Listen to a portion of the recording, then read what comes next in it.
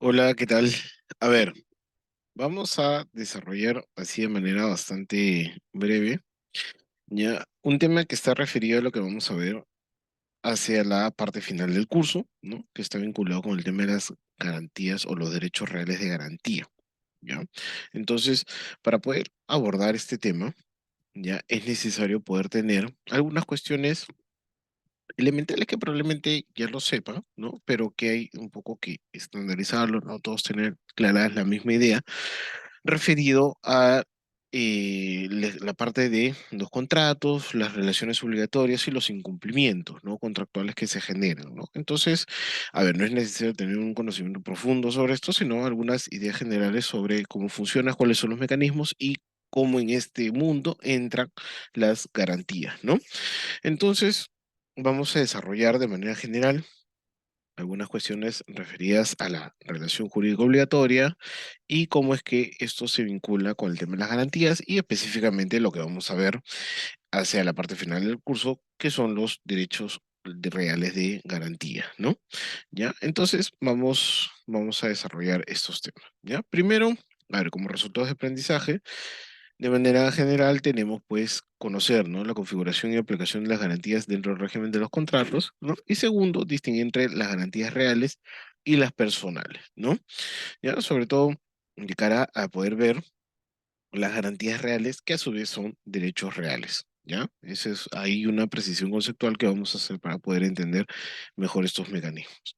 ¿Ya? Entonces, primero tenemos que desarrollar lo referido a la relación jurídica obligatoria, ¿no? O las obligaciones, ¿ya? En corto, ¿ya? Pero primero, vayamos primero antes a la noción de contrato, ¿no? A la noción de contrato dentro del mundo de los hechos jurídicos, ¿no? Probablemente ya a este punto conozca muy bien cuáles son la clasificación, ¿no? Que tenemos de los hechos jurídicos y sobre todo dentro de los hechos jurídicos al negocio jurídico y dentro del negocio jurídico a los contratos, ¿no? Recordemos que la noción de negocio jurídico es una categoría amplia, ¿no? Que engloba distintas figuras, ¿no? Entre ellas las sucesiones, ¿no? Por ejemplo, o bueno, los testamentos y los contratos, ¿no? Entonces, dentro, a su vez, ¿no? Del contrato también, pues, es una categoría bastante amplia. Hay distintos tipos de contrato, ¿ya? Sin embargo, por ahora nos interesa saber nada más que el contrato pertenece al mundo de los hechos jurídicos, ¿no? Y esto, como recordarán, como ya hemos ido desarrollando, los hechos jurídicos son los que dan nacimiento a los efectos jurídicos, ¿no? Y dentro de los efectos jurídicos tenemos pues justamente a los derechos reales, ¿no? Entonces es bastante importante poder tener, ¿no? Claridad sobre esa distinción a nivel de cómo funciona, ¿no? El mundo de los hechos y las consecuencias jurídicas, ¿ya? Entonces, dentro de los hechos jurídicos tenemos a los contratos, ¿no? Y que una vez que se producen estos contratos, se generan obligaciones, ¿no? El principal efecto que tiene un contrato va a ser el nacimiento de las obligaciones, ¿no? Vemos también, comentábamos, ¿no? En su momento que estos efectos también pueden ser el nacimiento de derechos reales, ¿ya? Sin embargo, por ahora nos centramos nada más en el tema de las obligaciones, ¿ya? Entonces, vamos a tener que dentro de este mundo de los hechos jurídicos existe un acreedor, el cual realiza una prestación, y un deudor que debe ejecutar la correspondiente contraprestación, ¿no? Entonces, hay una prestación que realiza el acreedor inicial y que luego espera que el deudor realice también una contraprestación a favor del acreedor, ¿no? Entonces, de esta manera se produce esta relación sinalagmática en el cual, digamos, una persona realiza una prestación para que a su vez otra persona realice una prestación complementaria o concordante que viene a ser la contraprestación, ¿ya? Entonces, dentro de estas obligaciones que se generan, pueden ser de distintas clases, tipos, ¿no? Eso ya lo van a ver con más detalle al momento que lleven el curso de obligaciones. Sin embargo, lo que tenemos dentro de este ámbito de manera general es que las prestaciones, pues dentro, digamos, de las obligaciones, pueden ser entre una de brindar un servicio, ¿no? La de entregar un bien o la de realizar un préstamo de dinero, ¿no? Un mutuo, ¿no? Entonces vamos a tener que, de manera general, las prestaciones pueden consistir, ¿no? O sea, las prestaciones que forman parte, ¿no? Son objeto de las obligaciones, pueden ser entre brindar un servicio, entregar un bien o prestar una suma de dinero, o entregar una suma de dinero, ¿no? Entonces, en este caso, vamos a tener que las consecuencias jurídicas que se derivan del contrato vienen a ser estas obligaciones que a su vez se aterrizan en prestaciones, ¿no? Totalmente identificables, ¿no? Ya, entonces, volviendo un poco a esta idea inicial, ¿no? De prestación y contraprestación, tenemos que, como habíamos señalado, cuando el acreedor, ¿no? Realiza algunas de estas prestaciones, ya como consecuencia vamos a tener que, ¿no? O sea, ejecuta las prestaciones y como consecuencia el deudor va a realizar también su correspondiente, ¿no? Contraprestación, ¿no? Entonces vamos a tener pues esta relación, ¿no? Que se genera dentro del mundo de las obligaciones, en el cual una persona realiza un acto y otra persona pues realiza también un acto complementario para poder llegar a este equilibrio, ¿no? O al menos poder llegar a ejecutar las prestaciones que cada una de las partes había previsto inicialmente dentro del contrato, ¿no? Entonces las consecuencias de esta ejecución contractual son la ejecución pues de las prestaciones y las contraprestaciones, ¿no? Entonces, cuando una persona brinda un servicio, uno espera pues que se pague por ese servicio, ¿no? Cuando se entrega un bien, también se espera que se pague por ese bien que se está entregando, ¿no? Y cuando se presta un dinero, se espera que se devuelva el dinero prestado más los intereses que se generan como parte de el préstamo de dinero, ¿no? Entonces eso genera pues una ejecución contractual que no lleva pues mayores complicaciones, ¿no? Entonces aquí generalmente pues no se requiere de intervención de abogados, ¿no? Todo está claro, se ejecuta y no hay problema, todos contentos. ¿Cuándo viene el problema? ¿No? Y acá es donde ya llaman a los abogados, ¿ya? ¿Cuándo es el problema? Cuando se genera el incumplimiento, ¿no? Todo contrato tiene como riesgo implícito de que alguna de las partes no cumpla con lo que se había inicialmente previsto dentro del contrato, ¿no? Entonces, por ejemplo, se puede haber previsto, ¿no? Se puede haber pactado dentro del contrato que como parte de la entrega de este bien, no sé, pues digamos, una caja con ropa traída de China, ¿no? Un contenedor, ¿no? Con ropa de China, te iba a pagar, pues, no sé, pues $10.000, ¿no? Entonces puede ser que uno entrega, ¿no? Trae el contenedor, ¿no? Con todos los productos de China y sin embargo, pues, ¿no?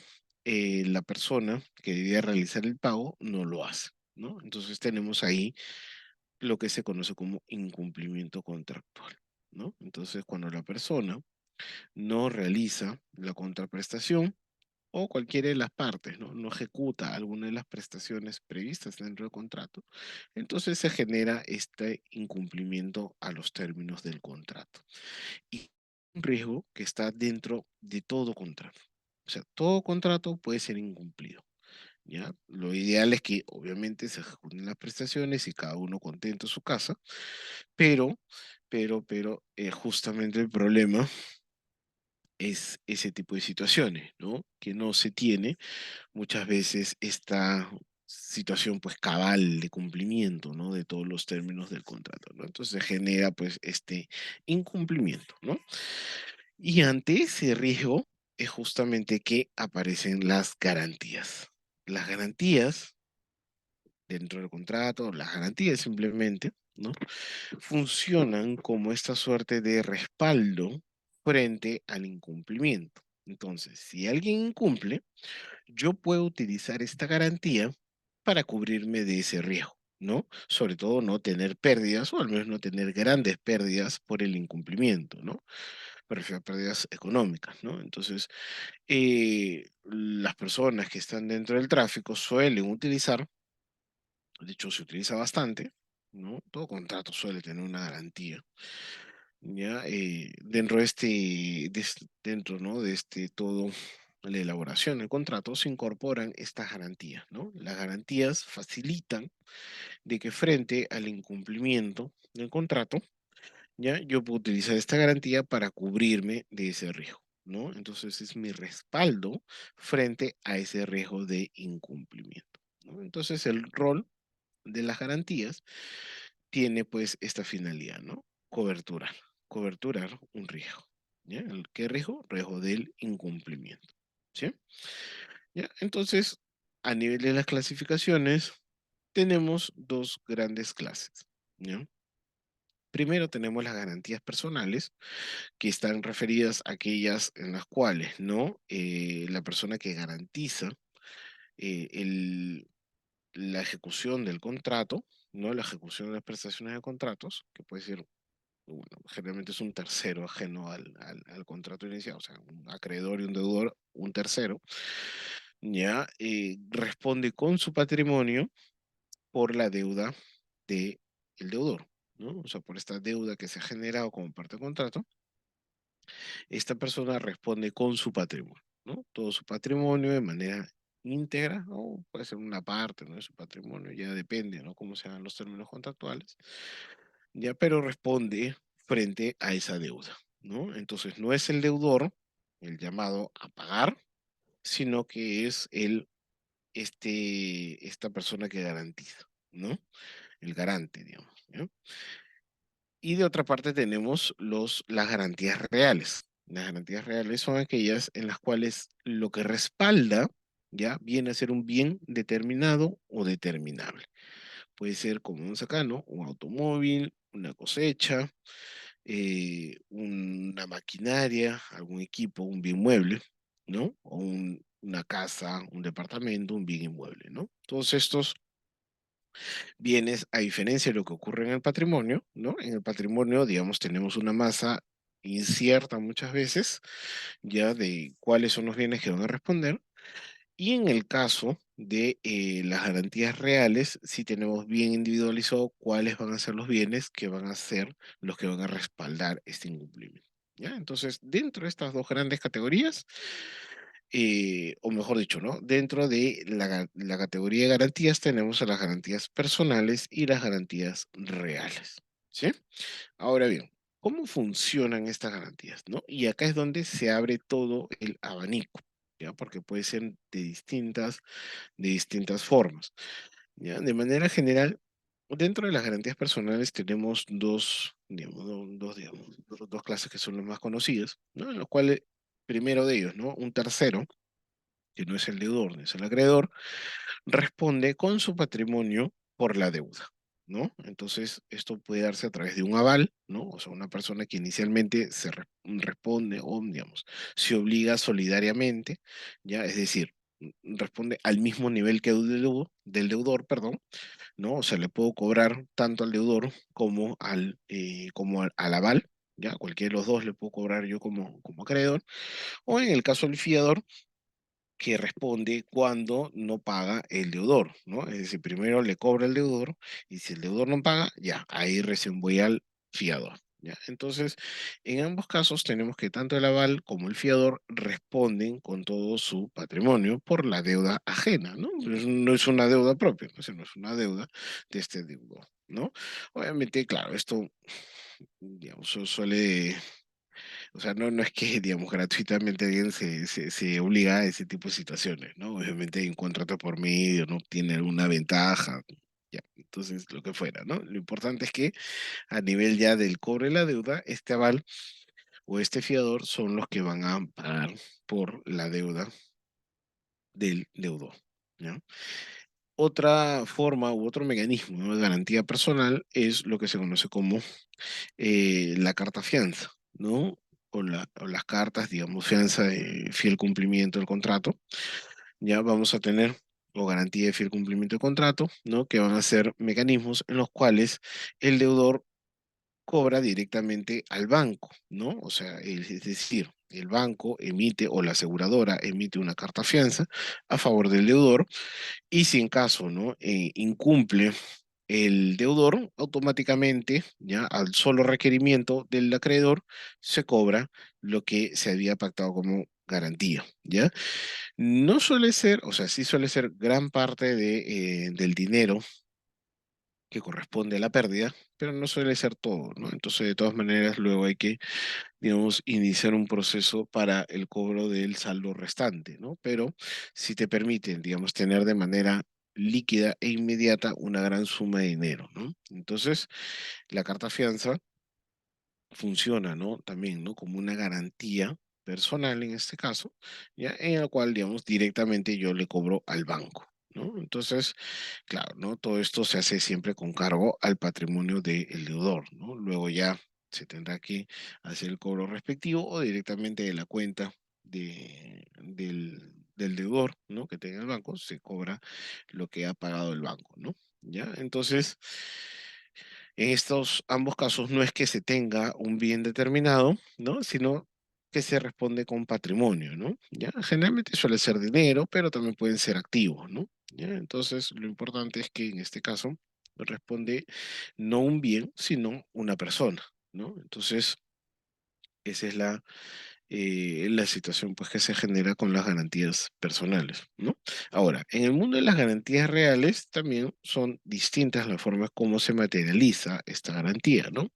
Inicialmente, y lo más común es cuando se tiene un bien y ese bien simplemente se saca a remate, ¿no? Es decir, se vende el bien y lo que se tenga como dinero, con eso se paga la deuda, ¿no? Entonces, eso, digamos, esos mecanismos generalmente los tienen las garantías mobiliarias y las hipotecas, ¿no? Que son este tipo de mecanismos en los cuales yo vendo el bien y eso que vendo lo utilizo para pagar la deuda, ¿no? Entonces, eso lo conocemos como garantías reales que se materializan a través de un remate, ¿ya? Luego tenemos aquellos casos en los cuales el deudor retiene el bien, no es decir, oye, yo no te devuelvo el bien hasta que no me pagues, ¿no? También es una forma de poder tener una garantía real. Luego, aprovechando o explotando el bien del deudor, ¿no? Directamente, oye, yo utilizo este bien y lo que voy generando como ingresos voy pagando la deuda o me voy cobrando la deuda, mejor dicho, ¿no? O sea, quien utiliza o aprovecha el bien viene a ser el acreedor y con eso se va pagando, ¿no? Justamente la deuda, ¿ya? Y luego tenemos pues también, ¿no? La posibilidad de dar en garantía los frutos que vaya generando un bien, ¿no? Digamos, alguna patente que genera ingresos, ¿no? Porque bueno, la gente utiliza, ¿no? Compra, alquila, arrenda, ¿no? Estas patentes, ¿no? Entonces, como consecuencia de ello, se van generando flujos, ¿no? O ingresos permanentes. Entonces, en virtud de esos flujos, yo también los puedo dar, pues, como garantía, ¿no? Entonces, lo que se vaya generando, con eso se va pagando, ¿no? La deuda, ¿no? Que se genera, pues, como parte de la ejecución contractual, ¿no? ¿Ya? Entonces, tenemos que en estos casos, eh, tanto las garantías, ¿no? Personales como reales sirven para poder cubrir, ¿no? Ese riesgo de incumplimiento, sea un momento, digamos, inicial, o sea, anterior al incumplimiento, ¿no? O sea, con lo cual voy ya pagando la deuda antes de que se produzca, ¿no? Algún escenario de incumplimiento, o sea, ya de manera posterior, ¿no? Ya una vez que se materializa el incumplimiento, ya tenemos pues la posibilidad de poder activar esta garantía, ¿no? Lo importante es que, digamos, sea antes o después, digamos, de en sí el incumplimiento, ya lo estoy mitigando, ya estoy controlando, ¿no? Ya me estoy asegurando con algo de que en caso el deudor no pague con su patrimonio propio, voy a tener estos mecanismos para poder cubrirme frente a esta situación, ¿ya? Entonces, como podemos ver, son de distintas maneras, son de distintas formas de cómo que se ejecutan, cómo funcionan estas garantías. Lo importante es cuál es el propósito de ellas, ¿no? Cubrir un eventual incumplimiento contractual, ¿ya? Ahora bien, tenemos dentro de este mundo, y específicamente, ¿no? De las garantías reales, que es lo que nos interesa, ¿no? Dentro de las garantías reales, tenemos aquellas garantías reales que a su vez son derechos reales, ¿ya? porque, claro, existen garantías que recaen sobre bienes, ¿no? Sobre cosas, sobre res, ¿no? Porque es el término en latín, ¿no? O sea, son garantías reales, pero que no están clasificadas como derechos reales, ¿no? Por ejemplo, la garantía mobiliaria, ¿no? La garantía mobiliaria es una garantía real porque recae sobre bienes muebles, pero que no está categorizado como un derecho real, ¿ya? Aquellas garantías reales que a su vez son derechos reales están dentro del Código Civil, ¿ya? El Código Civil nos va a indicar, nos va a decir, ¿no? Por ejemplo, ¿no? Las concesiones, ¿no? Las concesiones también se pueden garantizar, ¿no? Las licencias de uso se pueden dar en garantía y que no constituyen, pues, derechos reales en sí mismos, ¿no? ¿Ya? Entonces, volviendo un poco, ¿no? A este tema, vamos a tener que las garantías reales que son consideradas, ¿no? Como derechos reales son las siguientes, ¿no? Por un lado tenemos la anticresis, ¿ya? Que vamos a ver todo esto en su momento, la hipoteca y la retención, ¿no? Que este tiene una situación bastante particular, ¿no? De hecho, las tres, o sea, cada una tiene sus propias características, sus propias particularidades, ¿ya? De hecho, son bastante disímiles. Es más, son tan disímiles que yo ni siquiera las pondría juntas, ¿ya? Pero, digamos, a nivel del Código Civil, así es como se ha estructurado, ¿no? Un poco partiendo de la premisa, pues, ¿no? De respaldar un crédito, pero vamos a ver que es totalmente distinta la forma como respalda cada uno, con lo cual, en verdad, en común no tienen nada más que recaer sobre bien, ¿no? Pero, bueno, finalmente así está en código, ¿no? ¿Ya? Y de otra parte tenemos el sistema de la prenda, ¿no? Pero la prenda ya ha sido derogada, ¿no? La prenda se derogó por el sistema de la garantía mobiliaria, ¿no? La ley de garantía mobiliaria derogó el régimen de la prenda, ¿no? Entonces, actualmente lo que se tiene es este sistema, ¿no? De garantías mobiliarias, ¿ya? Pero que ya no forman parte, ¿no? Del grupo de los derechos reales, ¿no? Como les digo, sigue siendo una garantía real, ¿ya? Pero ya no es un derecho real, ¿sí? Y al momento que se derogó, simplemente se extinguió, ¿no? Todo el tema de la prenda, ¿no? Entonces, por la prenda, digamos que en una categoría bastante tradicional del derecho civil, ¿no? Y específicamente el mundo de los derechos sobre bienes, ¿ya? Ya hoy en día no se tiene, ¿no? Ya no se tiene actualmente la figura de la prenda, ¿no? Aunque en términos coloquiales todavía se sigue utilizando, ¿no? O sea, el tema de dar en empeño o empeñar bienes todavía se utiliza, ¿no? Y se emplea, pero el régimen que regula eso es la garantía mobiliaria, ¿no? ¿Ya?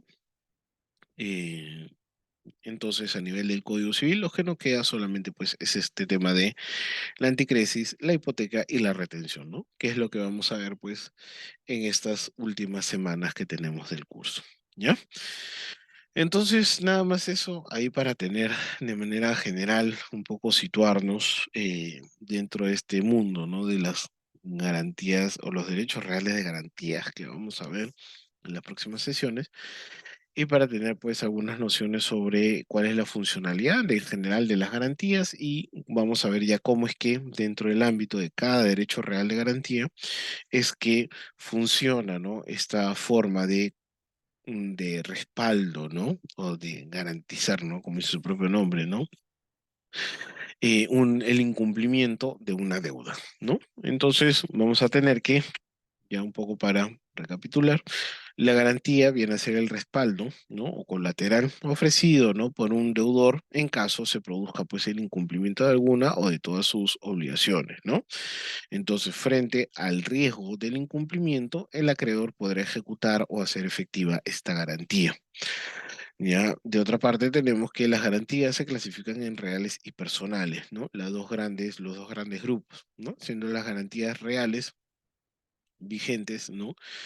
Y que a su vez son reguladas como derechos reales, ¿no? La hipoteca, la anticresis y la retención, ¿no? Entonces tienen esta doble naturaleza, ¿no? Por decirlo de alguna manera, ¿no? O sea, son garantías reales, ¿no? Y a su vez son derechos reales, ¿no? Entonces lo junta, ¿no? El legislador lo fusiona y te sale derechos reales de garantía, ¿no? Y ahí está, mira, creatividad del legislador. Ya, entonces tenemos, ¿no? Este mundo de los derechos reales de garantía, en los cuales, ¿no? Tenemos a la hipoteca, la anticrisis y la retención. ¿Ya? Todos ellos bastante importantes con sus propias características y vamos a ver cómo funcionan cada uno de ellos. ¿Ya? Entonces, eso sería nada más lo que quería compartir, bastante breve, ¿no? Y ya entramos luego de lleno a desarrollar el tema de la hipoteca, ¿ya? Vamos a arrancar con la hipoteca para poder ver cada una de estas figuras en su momento. ¿Ya? Entonces, bueno, muchas gracias por su atención y ya nos vemos pues en la próxima sesión. Un abrazo, cuídense.